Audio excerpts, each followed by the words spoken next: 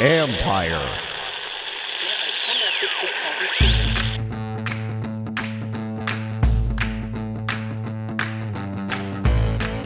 Hello and welcome to my podcast. All right, Sam, do me a favor, subscribe to the John Conn Report wherever you get your podcast. You're watching on YouTube, hit that like button, hit that subscribe button. You can find us there as part of Empire Media. That's AMPIRE. Always much appreciated when you tune in, and you can read my work on ESPN.com. I have a story up now about how the slow starts have contributed to another slow start to the season for the Washington Commanders. And as you can see, to my side is Sam Fortier from the Washington Post. And shout out Mary Fortier for tuning in. Anyway, Sam, thanks for joining me. Sam always likes when I do my little intro. So people didn't see, but before this, I don't know if people know this, but a lot of NFL players use smelling salts on the sidelines before games where they get really amped up. You know, you'll see like right before the first drive, a lot of offensive linemen doing smelling salts. And it felt like that's what Keim did the first time he did this intro. Is hello and welcome to my podcast. I came in hot. I was a little bit fired up. You know, when you have a good guest, you get fired up, and sometimes when I have you, I get fired up too. So, All right, fair. All right, let's go. So today we're taping this on Wednesday, first day back at the facility, and we talked to Ron Rivera and we asked him about, are there any potential changes that could take place in the offensive line, which has had some issues. Not all the issues are their fault. Not all the sacks are their fault. We already know that Sadiq Charles, he's got the calf injury, not expecting him to go. So you would expect Chris Paul to go in there. Any other changes that basically Ron Rivera told us, you know, they're open to anything essentially. So what was your take after talking to him? What were your thoughts about that? If you listen to his words and you watch the film, I would probably expect a new center on Sunday. Nick Gates did not play very well, and he was pretty distraught after the game, had his head in his hands for a while. I went up to him and said, hey, do you want to talk? And he ultimately did talk later, but he was like, if you're going to report anything, just say I got my ass kicked. So I think that he knows that he played pretty poorly, and so I would expect to see someone new in there, whether that's Ricky Stromberg or Tyler Larson, the veteran. I think that's, you know, kind of remains to be seen. I would probably expect it to be Larson, who's more veteran. And we can get into the draft class implications of not starting Ricky Stromberg, your third round pick at center, if that's the way they do ultimately go. And like you said, Sadiq Charles will probably be out. So I think we'll see either Stromberg or Chris Paul.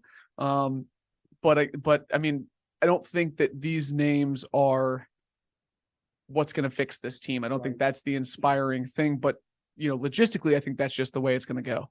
And I would think, based on what they're going through now, that you'd want to get a veteran center out there, Tyler Larson. And that's what, you know, they played well with him in the past. And I think with some of the stuff that teams are throwing at them up front, but you got something to say. Well, just Ron Rivera always talks about his record with Tyler Larson. And I'm not saying that Tyler Larson's a bad player by any means, but I think that had a lot to do with circumstance more than it did. Of course. Of course. Listen, let's not, you know, we're not talking about a Pro Bowl center here, right? But if you're going to, you know, if you're going to have some issues, I could see them going with the veteran first. And then it depends on with Stromberg. I actually have liked Stromberg at guard in terms of the awareness he plays with. I don't know if he's ready for a starting job at that point. The offense changes a little bit. I think Sadiq moves a little bit better than Chris Paul, but maybe you get a little bit more power with the run game with both those two. And so the other part, the interesting part to the Nick Gates thing, as you said after the game, when we're in the locker room today, he's usually very present in there. And today he was not. So, and he was in there, he popped in there, but then he was out of there pretty quickly. So I think that's another sign of something going on. But what does it say? If it's not Stromberg, what does it say about that draft? Well, the first round pick would be benched. The second round pick would be on the field in a limited capacity. They feel like they would have had to compensate for him. The third round pick would be not a starter or even a backup at center or guard. The fourth round pick is on IR. The fifth round pick is inactive every week. The sixth round pick gets a few carries and got a few carries last week, but it's not like he's a world beater. And the seventh round pick plays special teams only, which to me is an absolutely disastrous draft class. So far it is. And obviously with the draft class, it takes a few years. We know that. So maybe Forbes gets it. Martin, in the few plays he had last week, has looked better, but still you need more impact from the draft class. And the funny thing is, it could be the one guy who impacts it most might be Rodriguez down the road. Chris Rodriguez. I mean, I like that kid, but but you're still talking about draft class where you're not getting enough from in a team that needs more. Like if you were 5-2 and you're the 49ers and you finding it hard to play young guys, that's one thing, but this is a team that needed more from the draft class. And it's also a front office staff that knew going into the draft, oh, there's probably going to be a sale. Oh, we are probably going to be coaching and drafting for our jobs. And you got a draft class that is like one of the least productive, one of the least played draft classes in the entire league. And it's not like they're a good team. And so it's a real, I think, indictment on the personnel staff, the front office, the decision-making that they had. And obviously, Forbes could be something someday, he could be a real guy. I'm not ruling that out, or any of these guys could be, like you said, but it's just not the timeline that this team needed contributions on. Well, especially when you look at two of the free agent signings, Nick Gates and Andrew Wiley.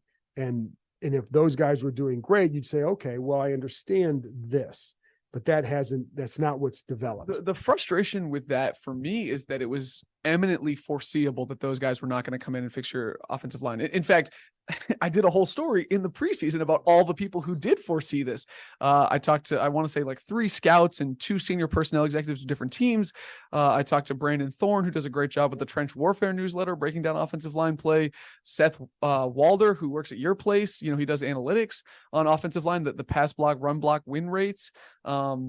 Every single person who looked at this offensive line out of the building, it felt like, said, hey, the offensive line's a concern. And I don't think the guys they brought in were very good, or that they were not going to elevate this line. I mean, the way that Brandon Thorne put it to me is Washington is betting on Andrew Wiley to play the best he's ever played. Like, he was the 5th best offensive lineman in Kansas City. They're betting on him to be the 2nd or 3rd best one here. And so it's just the process is so suspect.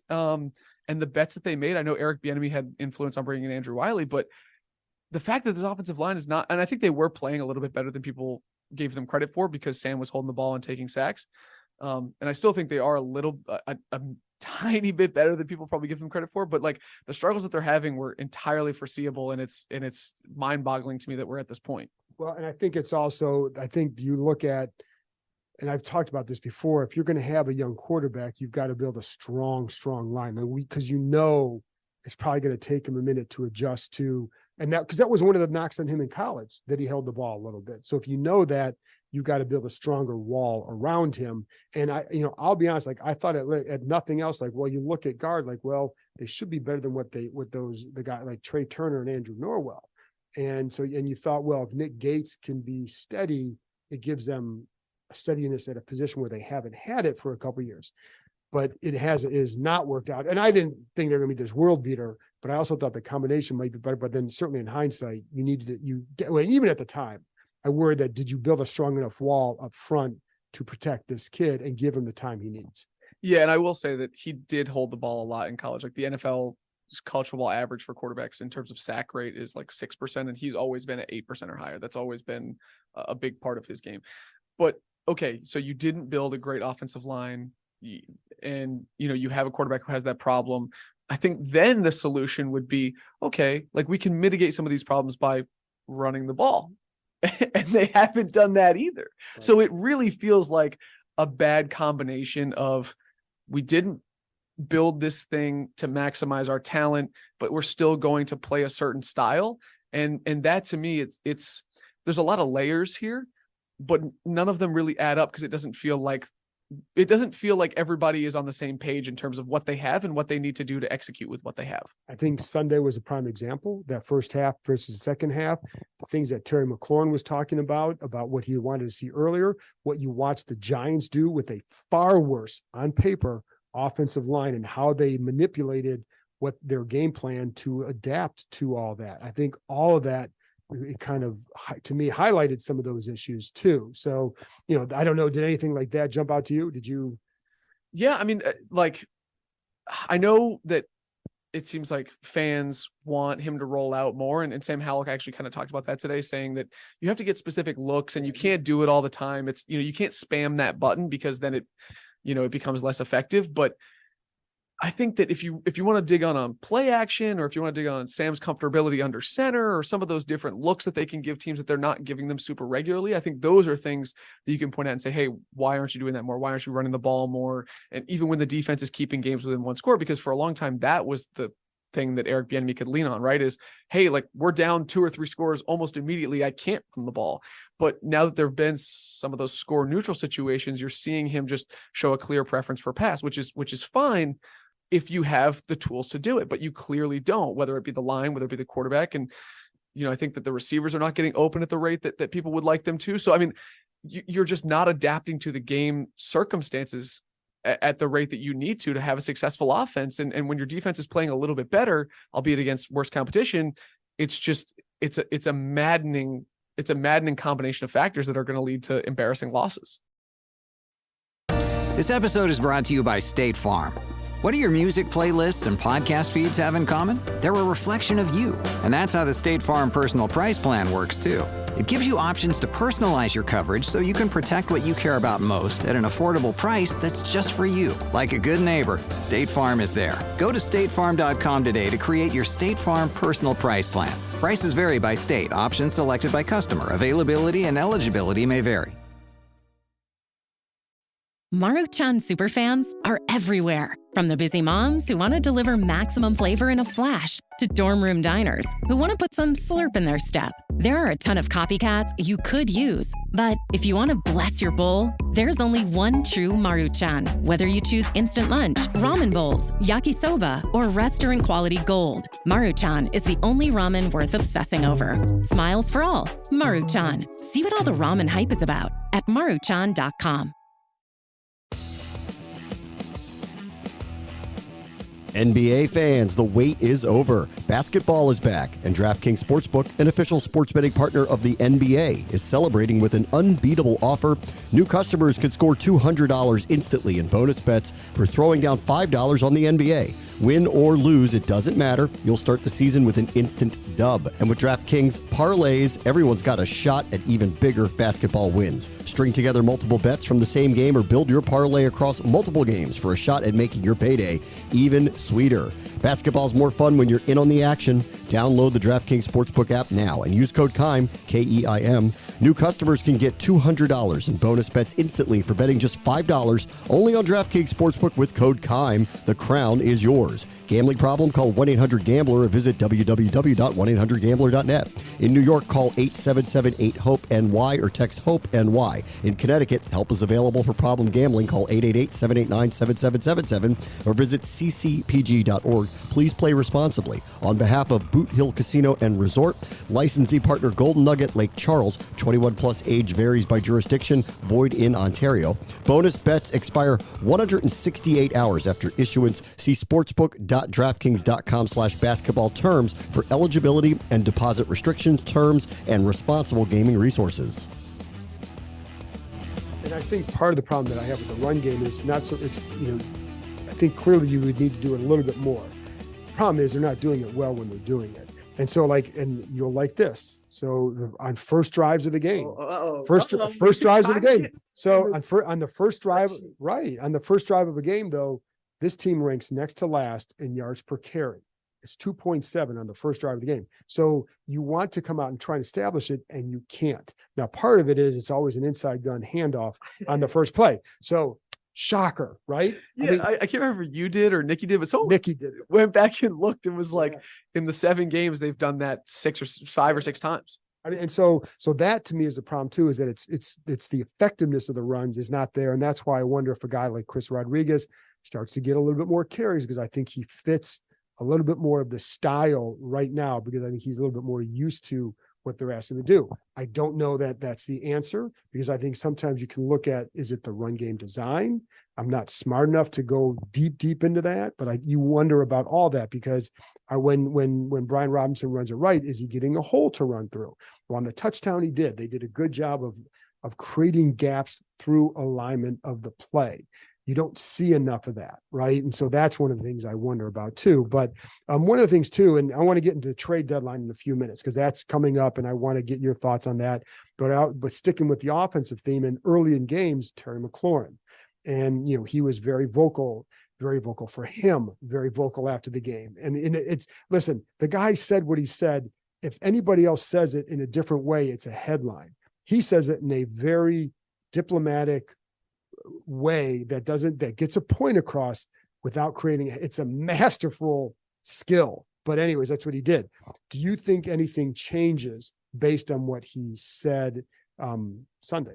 I mean, that's one of the most interesting questions, right? Is how much influence does Terry McLaurin have as their, highest paid skill player, as one of their best players on offense, if not the best player on offense? I mean, he is seeing things on the field, and clearly he's making recommendations. He said, I don't know if you covered this in a previous podcast, but he said, when we're facing pressure like that, we need to go down the field. We need to exploit, the edges. We need to take shots because that's when they're weaker and that's when they're vulnerable. And if you hit a couple of those, like they did, safeties can't play 10 to 12 yards from the ball, and they have to, play a little softer and respect your downfield game a little bit more. So, I mean, Terry McLaurin, I think, is a pretty smart guy. I think he's seeing on the field and he's making recommendations. Will Eric Bieniemy adapt to that? Will he? And I don't think it's just about touches for Terry McLaurin, which is where Washington benefits. It's not just, this soft power articulating like, hey, like I'm going to tell you what I'm upset about, but I'm not going to do it in a way that creates headlines or gets viral videos, like you said. But I think he really does have some solid ideas for how can this offense be more effective. And I'm curious to see if Eric Bieniemy incorporates that. And I believe he is too. So, but I will say, like, the one thing Terry also understands is his importance to this team. He's very aware, but it's not in an arrogant way. He understands guys come up to him and say, hey, we need you to make a play. And the response is like, you can't call your own play. You can't throw it to him. You can't call it for yourself, but he understands what he means to everybody else. So he understands like that if he's getting the ball a ton, it's probably not good for the offense because others need to be involved. But if you're not getting it at all, it's horrible for the offense. To me, Terry saying that in John Allen's quote about, I'm tired of this stuff for the last 7 years. Now, wait a minute. What did he say? I'm tired of this stuff. Well, listen, it's a family-friendly podcast. If my mom listens to this, shout out to my mom. I don't want her to be, upset. But I mean, here's the thing. Those two guys acting the way that they have, I think that they're getting deja vu. And I can't blame them because if you look at it, so Ron Rivera, every year that he's been in Washington, all 4 seasons, in the first 7 games, they've won 2 or 3. They go on a midseason surge where they win like 4 of 6, 4 of 5. They put themselves like in the playoff picture, and then ultimately they've fallen short. The last 2 or 3 games, they've gone 1 and 3 or 1 and 2 over the last 3 or 4 games every year. 2020, obviously, the NFC East faltered more and they made the playoffs. But it feels like I am watching the same movie over and over and over again. You have no idea, my man. Right. This is my 4th season on the beat, not 34th. But it feels like the Ron Rivera era has stuck to the same script every year. And I think that those guys are feeling that. Oh, yeah. And so that's why they're speaking up in the ways that they are right now. And I also think for a lot of these guys too, like this was as hard a camp as they've had in a while. You want to see that payoff. You need to see that payoff for you to maintain your belief in that things are going the right way. And I will say, I think Sunday's a big game for a lot of this is how do you come back from that? And I know a lot of you can say it's over, it's a wrap. Players don't think like that. And I would also say like, this is maybe a little bit big brain, a little bit galaxy brain or whatever, but like the NFL is so, do you know that phrase, galaxy brain? It's never been applied to me, so I don't know. No, it's like an internet like meme, like going galaxy brain, like okay, yeah. Okay. Just make your point. Yeah. Okay. The NFL last year had its like most successful year ever in terms of parity, what the NFL proudly calls competitive balance. The average margin of victory was like 9.13 points per game, which was the lowest it had been since 1932. There are more fourth quarter comebacks. Games are, within 1 score in the fourth quarter all the time. And so like, basically what I'm trying to say is that the margin between the top and the bottom is thinner than ever. So like, yeah, I know people want to say it's 3-4, you lost to the Giants, like it's over. But I would say that Ron Rivera's history here, the state of the league, like everything points to a classic Ron Rivera finish of like, they're going to stay in this because even if they lose on Sunday, the furthest out they can be statistically from the number 7 seed. I know it's probably early to look at that, but it's 1.5 games. Like there's a huge clump of teams that are basically between like 11-6 in this conference. And so like they can lose, and I still don't think the season's over. And but obviously, you want to win to give guys belief and hope. I think that's more critical. I think that's where it's critical. And also you can look at the second half of the schedule. It's a lot harder. So that's part of the bottom line too. When I look at it as like, does this schedule set up to give you that sort of a second half push? But you're right. Like after 7 games, God, what was the record? I want to say it was at like 7 and I think like 7 or 8 and 14 or something like that after, I guess it'd be 21 games, right? So yes, I think it was like the record on Ron Rivera after 7 games combined over the last 3 years. It's like, it's not very good, but from thereafter, it's over 500. So it's something like his winning percentage in the first 7 weeks is like 450, and his winning percentage after that is like 580. Right. So that is part of the equation. However, you need to show, you have to give proof that this is going to turn around.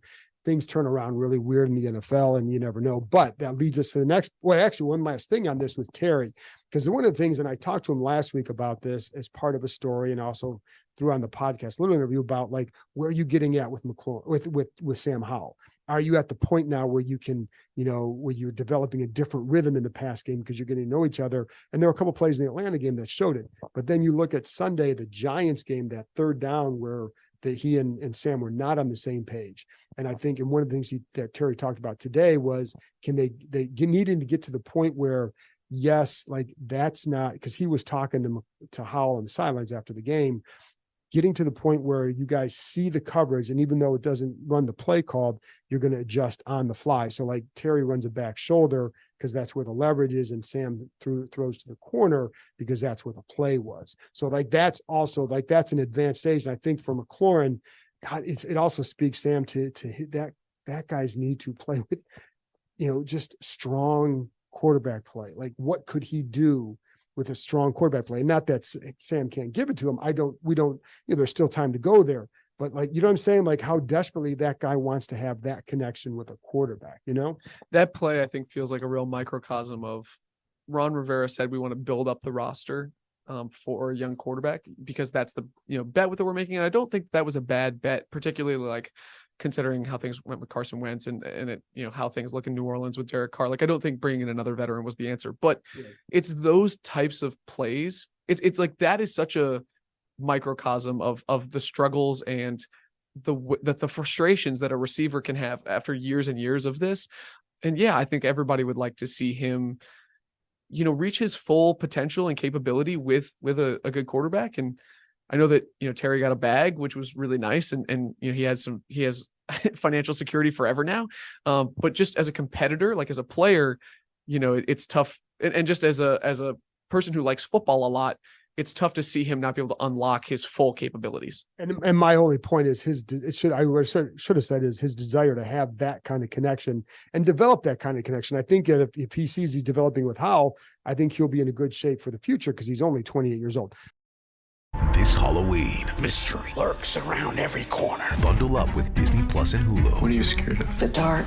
It's spine-tingling fun on Disney Plus with Haunted Mansion and Goosebumps. I'm gonna need you to spread the word. Then feel the bone-chilling terror on Hulu with The Boogeyman and American Horror Story Delicate. Something's happening to me. The Disney Bundle with Hulu and Disney Plus. All of these and more streaming this month. Plans starting at $9.99 a month. 18 plus only. Access content from each service separately. Offer valid for eligible subscribers only. Terms apply.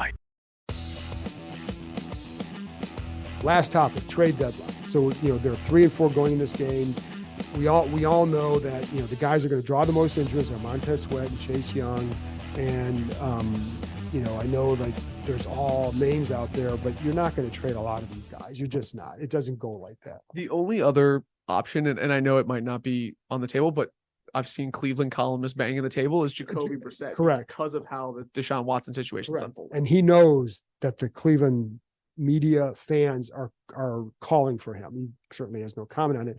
My only thing on that would be, and I know okay, first of all, teams don't do other teams favors. So if you think you still need the guy, you're going to keep him. I will say, I think for Sam Howell's development, you want Jacoby Brissett here. It doesn't matter. This is about, for him, off the field, having a veteran presence to talk to. I think for his development, it's very important to have a guy like that here.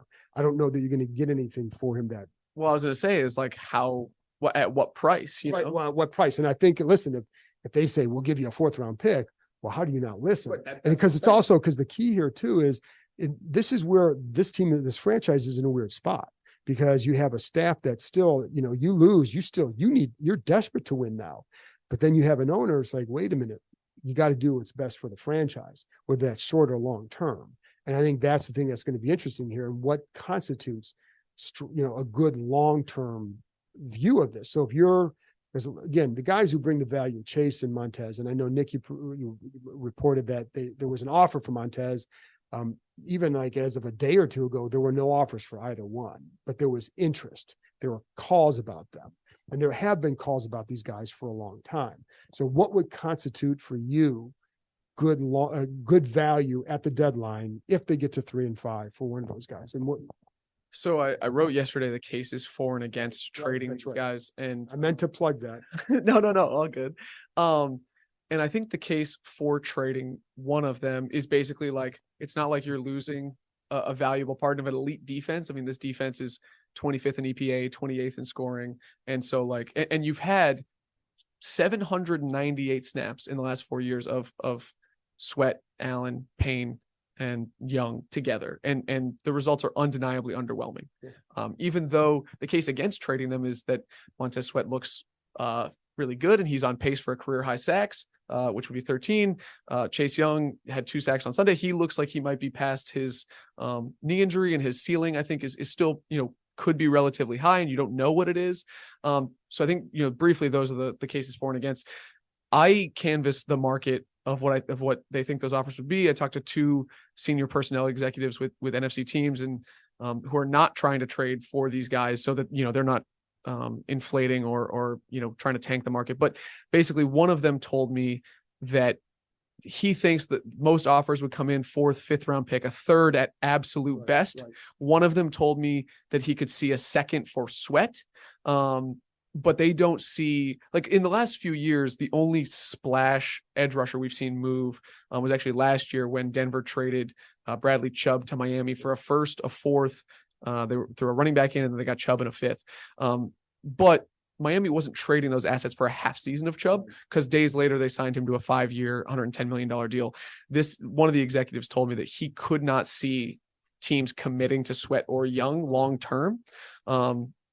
Right away anyway. So that's going to diminish the return. And I know that fans might be like, a 3rd or 4th or a 5th, like, that's crazy. And we can get into the comp pick discussion if you'd like. But basically, like, I see, if you can get a 3rd round pick for one of those guys, I think that's good value. Well, I think the reason why is because you're going to get a 3rd round pick, possibly in compensatory picks in 2025. I say possibly because the formula has to work. Now, they have so many guys who are free agents. I can't see them not getting a few comp picks in the 2025 draft. But the question would be, do you get a guaranteed 3rd round pick right now, or a possible 3rd round pick in 2025?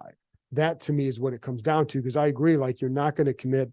I mean, that's what I've heard from others as well, which is you're not going to get this great return on these guys. I mean, forget a 1st round pick.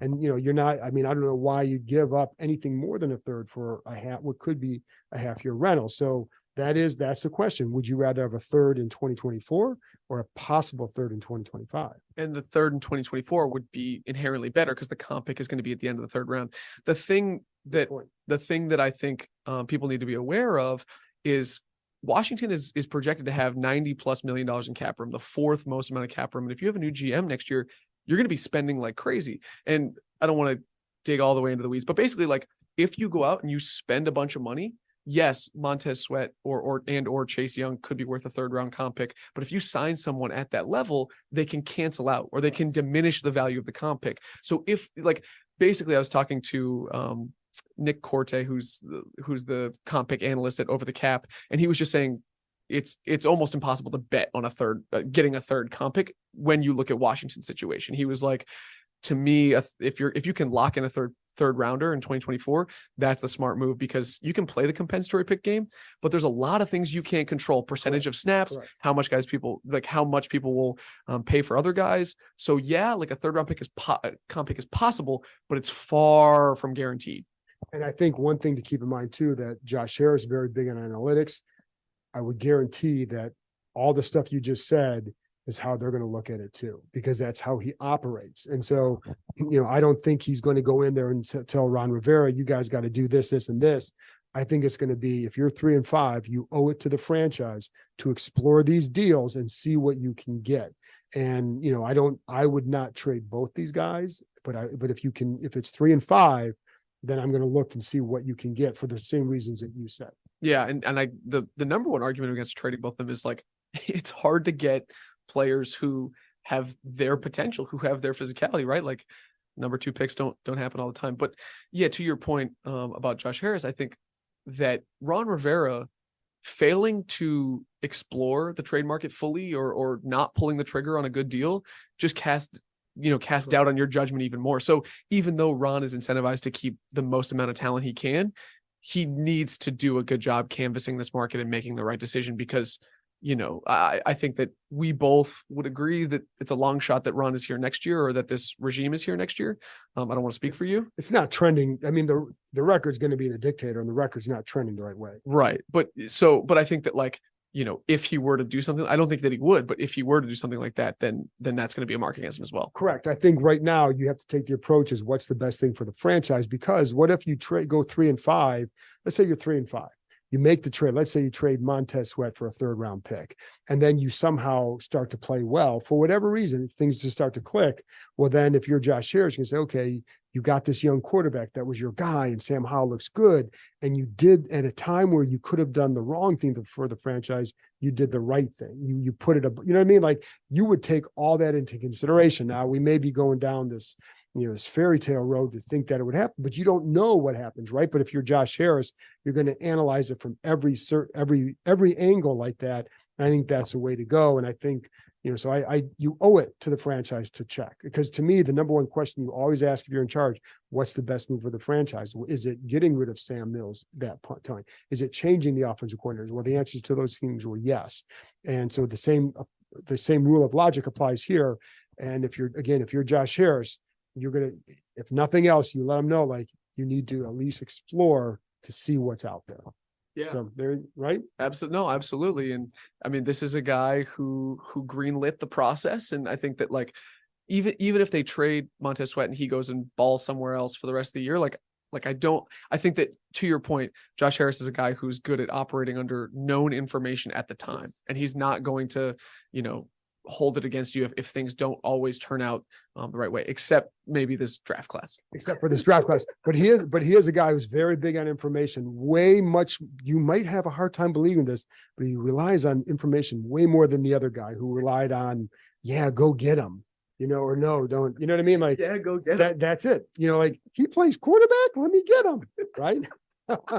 Wow, you're bringing press room bits into the podcast. I love it. But that is the truth. Like, whereas this guy is operating more from a logic-based decision-making process, and logic suggests if you're 3-5 and you don't look for it, you're committing a bad thing for the franchise. And I do think that it'll be interesting to know how Josh Harris plays this, because this is his first arguably big opportunity to put his thumb on the scale if he wants to. Obviously, the last guy did that a lot.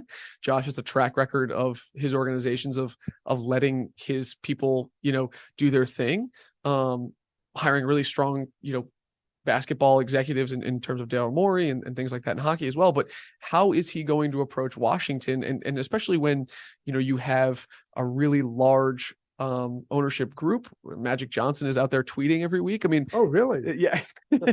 I'm curious how Josh and Mitch Rales and Mark Ein and all those other guys, will they put their thumbs on the scale, and if so, how much? There you go. That's it. I got nothing more on that unless you do. That's good talk there. Anyways, and besides, so Mary Fortier knows his nuggets and mac and cheese are almost done. So I got to get him out for supper. So I appreciate you, Sam, for joining me. I appreciate you guys for listening. I'll be back on Friday/Saturday morning with my Keys prediction to the Commanders Eagles. Talk to you next time.